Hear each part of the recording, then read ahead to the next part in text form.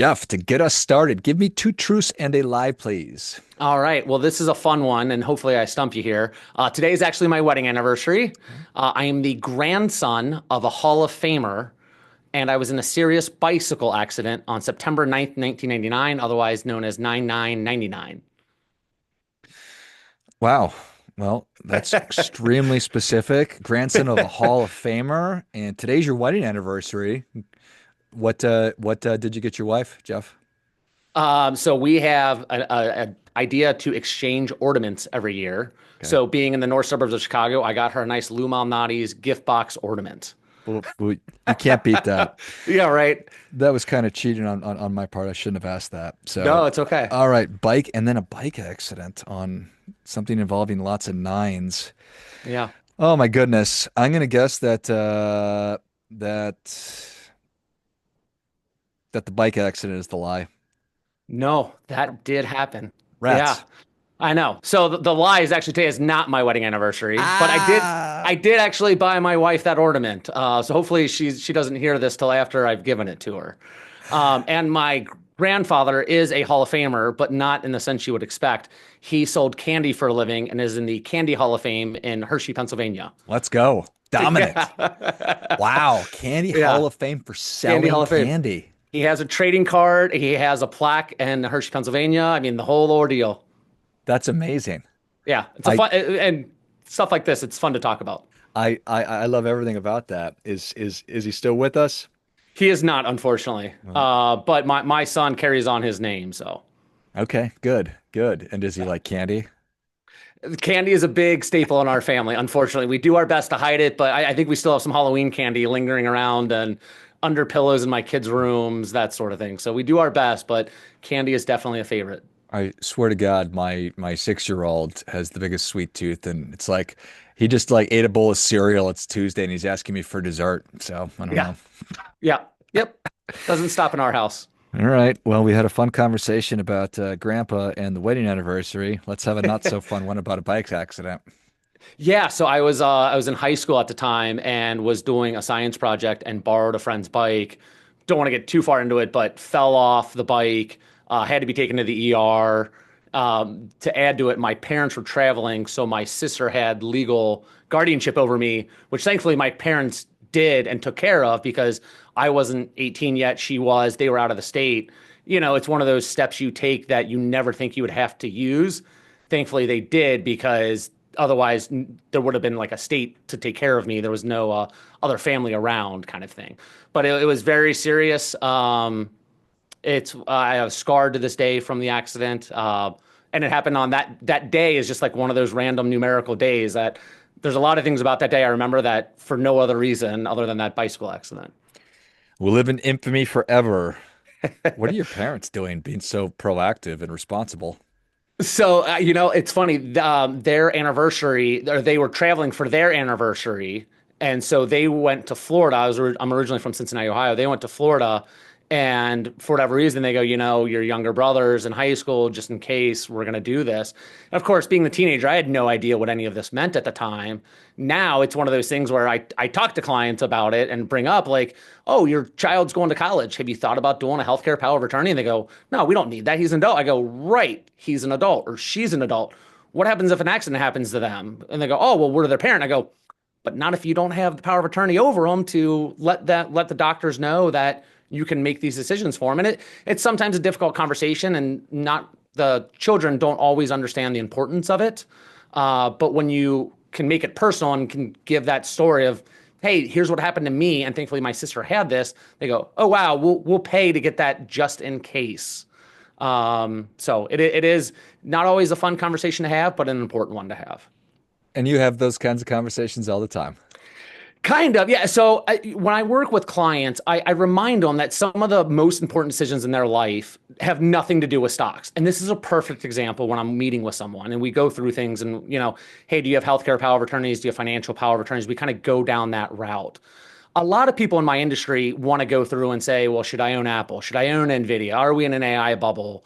Gold's up 35% this year, or whatever it is. Should I own that? And I just kind of take the step back, and it seems simple at first, but I'm like, why? Why do you want to own gold? Why are you worried about Nvidia? If you're outspending your portfolio, it doesn't matter what Nvidia's next quarter is. It doesn't matter, what your asset allocation is.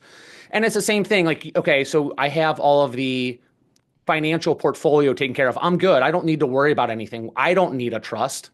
Okay, you have children. What happens if you go? What happens if this? Who do you want to be the guardians of your children? God forbid you and your spouse die. And then it's like, oh, well, my family knows this or my family knows that. I go, they might know it, but that's not a legal document saying that.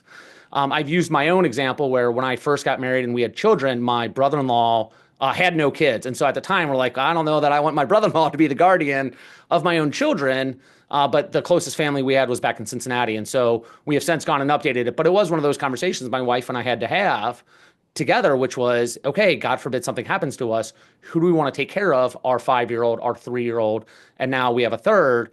But it is one of those hard conversations they have. And that has nothing to do with the stock market. It's so interesting the things that we are attracted to, the things that are interesting. It's the shiny, it's Nvidia, it's Apple, whatever, Right, Bitcoin, right. gold. But we don't necessarily want to do the laundry and have to cut the grass, which is all the other important stuff that you're talking about. Right. Well, and around the office, I've kind of gotten this view that some people view me as a contrarian at times because I don't go start talking about the investment portfolio. I don't go in and go, okay, you're 50-50. We can improve your performance. We can do this. We can do that. I might start and say, well, what's your savings account at? What do you have? I work with clients who have next to no savings and are completely comfortable with it. I have clients who have millions of dollars in savings and are always worried that the market's going to turn. Now, being a certified financial planner, a CFP, there's always those textbook answers on, hey, with expenses, you should have 3 to 6 months covered. So for the client that has well in excess of that, am I supposed to tell them they're wrong and you shouldn't do this? Well, that helps them sleep at night. So, going and telling them they're doing something wrong when they feel more comfortable being like that, as long as we have the honest conversation with each other about like, do you understand what you're giving up? Do you know what this means by not having it invested? Yep, we do. We understand. Great. As long as you're comfortable, I can be comfortable with you. Same thing with the client who has no savings. Hey, if you have an emergency, where are you pulling this money from? If the proverbial tree falls on the house, where are you going to cover that cost? And it does get interesting at times that this has nothing, again, to go back to, it has nothing to do with picking a stock or picking the right allocation, things like that. And along those same lines, the biggest thing I see with a lot of clients, especially those with kids who are getting to college age, is paying for college. And this is always a long conversation, which is the parents wanting to pay for their child's education. Right or wrong, and this could be another conversation for another time, an 18-year-old has the ability to borrow $400,000 to go pay for college. If you are getting ready to retire and are at, let's make up a number, 1.6 million, and you wanted to have a $2 million retirement plan when you're 65, 70, no bank is just going to lend you $400,000 so you can say you did this, right? Again, this has nothing to do with picking stocks, but those decisions on how much you're going to pay for a child's education is going to have ramifications. And kind of like working out, it's not going to be something you see right away. It's going to be something you realize 5, 10 years down the line. And I love having the approach of just asking a question. It's like, I think I should have gold, or why aren't I invested in XYZ? Instead of telling them, you allow them to sort of figure it out on their own. Right, right. I mean, clients come to us for our expertise. And I also have no problem saying, hey, Jeff, can you tell me about XYZ stock? That's not one I'm familiar with. Let me do some research. Let me get back to you. I feel like a lot of days people want that instant answer, right? I can go on the web, I can search it, I can go to an AI and get an answer. Doesn't mean that's going to be the right answer for you and your situation. And so by taking that step back and go, well, let's have a conversation about it, kind of resets the framework around, hey, what am I ultimately trying to accomplish here? Is it, hey, I just have some play money and I just want to do something fun. So when I go out with friends on the weekend, I can talk about that I bought the stock that went up 30%. Great. Put whatever you're comfortable potentially losing. Is it, I need this to fund my retirement? Well, let's not play with that the same way. I suppose to a degree, we're talking about critical thinking because today I can go on my phone and get an answer to any Correct. question, but it doesn't mean it's the right answer or the right answer for me. Correct. Yeah. And that's what's good and bad about the society we live in is, you want to call it the second wave of information technology, the fact that we can go get everything so quickly. But again, without knowing, and this is going to be for the technology firms out there to solve, right? Where's that answer coming from? Is it coming from a public site like a Wikipedia, a Reddit? Is it coming from maybe a more trusted news source like a Financial Times, Wall Street Journal? Without having that, where it's pulling that information from can ultimately lead people down a path they don't intend to take. And again, they may not realize it till they're too far down and go, oh man, I really screwed up. And it's, I shouldn't have done this 6 months ago, a year ago. Now they're having the conversation with me. And it's like, okay, this is still recoverable. We can still get back on track with things. But the next time you want to have a conversation or want to buy the next stock or make the next decision, like, let's talk, let's get together. This is what you're paying us for. To have that expertise, but also a sounding board and somebody to bounce things off of. Right. It's critical. And, again, there's so many different areas and things matter to clients in different ways. One client might want to pay for 100% of their children's college. The next client might have said, well, I had to work my entire college, so I want my children to work.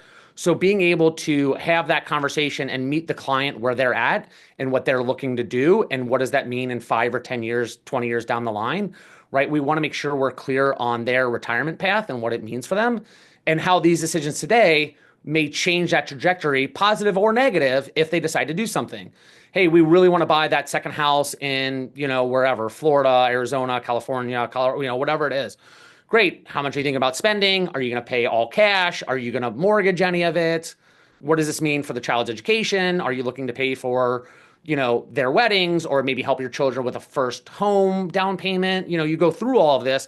And I think we saw a lot of it. I'll use kind of like the 2020 to 2022 timeframe where we saw a lot of adult clients help their adult children buy houses, right? The housing markets were moving so fast that if you didn't come in with an all cash offer right away, you were likely missing it. But again, there was the conversation of, is the child going to pay you back? Is this going to be a formal loan where there's documents that if anything were to happen, is it an informal conversation with the family and we're keeping it off the book? I mean, there's a lot of risks and rewards for that too. But again, it's having that conversation of let's do this, right? There is no spontaneous decision making when you work with an advisor like myself. Yeah, there's immense value there for sure because we can't see around corners, and you've obviously had these conversations thousands of times, and it's the first time that they are having it by themselves or with their family. So I appreciate that. I have a tendency to want to boil the ocean and do everything, but clients Sure. have planning tolerance. And so how do you think about like trying to do everything or you segment things off? Yeah, so it's definitely one of those, especially in the beginning, we kind of ask for like what are your priorities with this money? Is it the retirement plan first? Is it college first? Is it taking care of mom and dad, right? The adult parent who's 56 years old and their parents are 70, 80, 90, where are we starting and what do you need the help with first? Okay, I need help with the Medicare with my mom or healthcare, whether full time or a care facility. Okay, great. Here's what we've seen other clients do. Here are some places we can recommend. I need help filling out the FAFSA for my college 529. I know we may not do it because we're not going to get any money is the wrong answer. You should absolutely continue to fill it out. You never know if getting another scholarship requires you to just have that form filled out. So we like to meet the clients where they are and say, okay, great. Based off this first conversation, we think these are your top 5 priorities in order. Great. The next time we meet, we're going to tackle 1 or 1 and 2 only. And we're going to go in depth on that at that time frame. And then from there, it's how frequently do they want to meet to tackle the rest of the topics? Is it we want to talk every month? Great. The 15th at 10 a.m., we'll meet you on Zoom and we'll go topic by topic till you feel comfortable. And if we need to reschedule, we'll reschedule. Is it, hey, I want to do a once a quarter. I want to hit one of the topics, but I want to keep an eye on my portfolio. Again, it's meeting them where they are. And also with that, Zoom versus in person. There's clients in the local area who still prefer Zoom over coming in person. They go, well, why would I spend 15 minutes in the car there and 15 minutes on the car ride home? Happy to meet over Zoom. And I'm like, great, we'll meet you there. But if you ever want to meet in person, we're happy to do that as well. It's amazing that we have the ability to meet people where they are, both emotionally, intellectually, and Yeah. physically as well. So Yeah, absolutely. that's really funny. I hadn't thought about that. And it's obvious that as you're talking that you would start with whatever the top priority is. Correct. Do people normally have that, or do you have to suss it out of them? Does it depend? Yes, sometimes there's obvious ones. I have a concentrated stock. I work for ABC public company. I constantly bought the stock for the last 20, 30 years. Now it's 60, 70% of my portfolio. I never intended for it to get this big. What do I do now? Right? That's like an easy one. Or I'm 60, 62, 64, retirement. That light is right there. Let's talk. Okay, clearly is that. But there are some times where clients come in and they go, I've done it myself. I think I've done okay. I don't really know if I've done well. I've never really worked with someone before. I'm kind of nervous turning this over because I've done it for 30 years. And there is kind of that you have to meet them where you are, right? From a character standpoint, does the communication work? Are they authentic? Do they think I'm authentic? Do they understand what it means to work with a CFP? But there's also the competent side, right? How does my knowledge of my experience and from the textbook relate to them? Do I have the right tools to answer their questions? Do they feel safe in this environment to meet me, whether in person, And it's hard to get those building blocks with someone if they are kind of like holding a little back, but it just takes that time. And there are often times where if I can kind of tell in the beginning, maybe they're not as comfortable with me, maybe they're comfortable with my, we call client relationship specialist, they're more comfortable with her. I will turn to her and say, run the meeting. I will join you, but there's a clear they're attaching to you more than me for whatever reason that might be. No ego. We're a team. Let's go approach this together. And that works sometimes pretty well too. Yeah, I appreciate that. We have the ability to communicate with people however they like to be communicated with, and you have a team of people that are maybe better suited for certain clients than others. So I think that that's a Right. beautiful thing. Right. Right. Well, Jeff, you've given us a lot, but we're ready for that difference making tip. What do you have for us? Yeah, it's very simple, and it kind of goes back to a little bit of that contrarian. Don't do things just because the textbook says it's the way to be done. And it sounds so simple. And I'll give one other kind of like easy example. Your asset allocation. Just because you're X years old does not mean you take 100 minus X, and that's your equity portfolio, and then everything else should be in fixed income. I work with many people who are under the age of 40 who are predominantly, if not entirely, fixed income because they have high paying, high risk, high reward type jobs and they don't want to risk their investment portfolio. And on the other side, I have elderly clients who have said, I have more than enough money. This is money for the next generation or the one after that. I want to stay invested in the equity markets because I know over the long haul that's going to provide more than buying fixed income. But again, if you went by the textbook and said, well, this client's 85, they should be, mostly entirely fixed income. Oh, well, this client's 35, they should be mostly entirely equity, is not always the case. And work with someone who understands that they're going to work with you and not just do things by the textbook. Well, I think that that is great stuff. That definitely gets a come on. Yeah, it's really interesting, right? Somebody could be 70 years old and they still have 30 plus years to be in retirement. So can we afford to Correct. be out of the stock? So Right. the rule book We out the remind, window.